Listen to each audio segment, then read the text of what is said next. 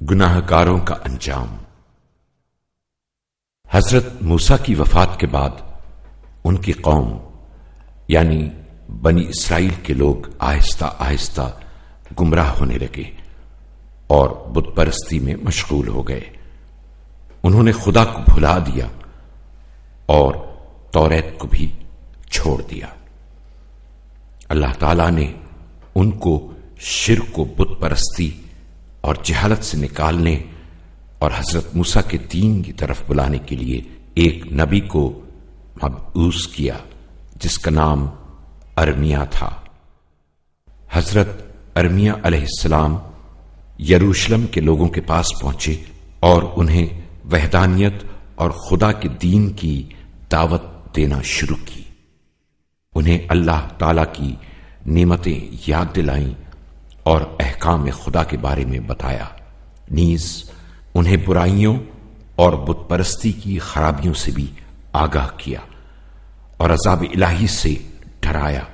لیکن یروشلم کے لوگوں نے اور خاص طور پر وہاں کے مالداروں نے ان کی مخالفت شروع کر دی، کیونکہ وہ توریت کے احکام سے دور ہو گئے تھے اور بابل اور آشور جیسے بت پرستوں کے مرکز سے متاثر ہو گئے تھے اور بت پرستی کو چھوڑنا نہیں چاہتے تھے۔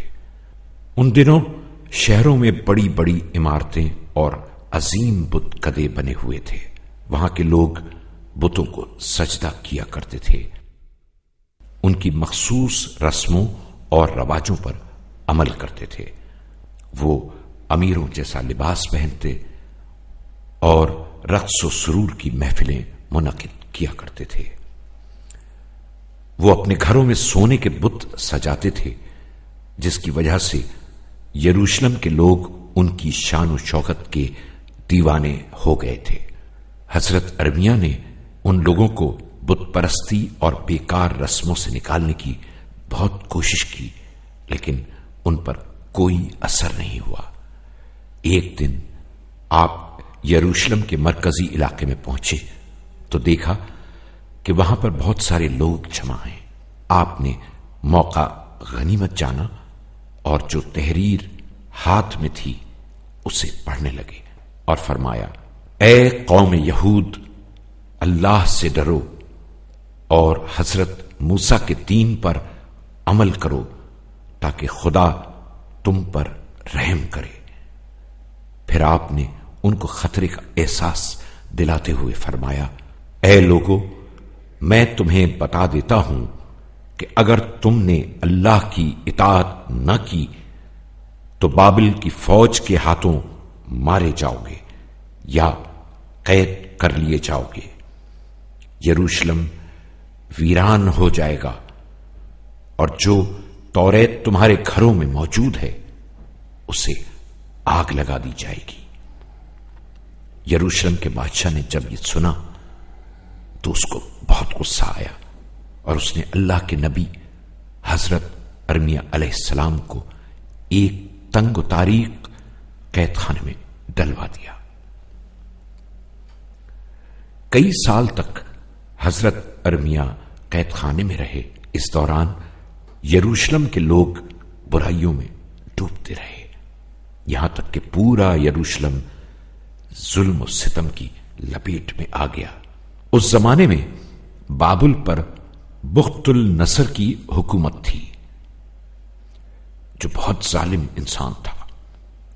جب اس نے یروشلم کے مال و دولت کے بارے میں سنا تو اس نے قسم کھائی کہ وہاں پر قبضہ کر لے گا اور یروشلم کو ویران کر دے گا۔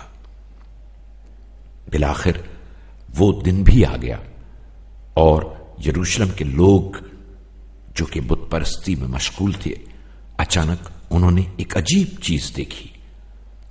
انہوں نے دیکھا کہ ایک بڑی فوج گرد و غبار اڑاتی ہوئی نزدیک آ رہی ہے۔ یہ دیکھ کر لوگ وحشت زدہ ہو گئے۔ ان کی سمجھ میں نہیں آ رہا تھا کہ کیا کریں۔ بخت النصر کے سپاہی شہر میں داخل ہو گئے اور انہوں نے لوگوں پر حملہ شروع کر دیا اور ہر چیز کو تہس نہس کرنے لگے۔ یروشلم کے بہت سے لوگ قتل کر دیے گئے، کچھ لوگوں کو گرفتار کر لیا گیا اور ان کا مال و اسباب لوٹ لیا گیا۔ حضرت ارمیا اور ان کے ساتھی قید سے آزاد ہو گئے اور افسوس کرتے ہوئے دوسرے شہروں میں چلے گئے۔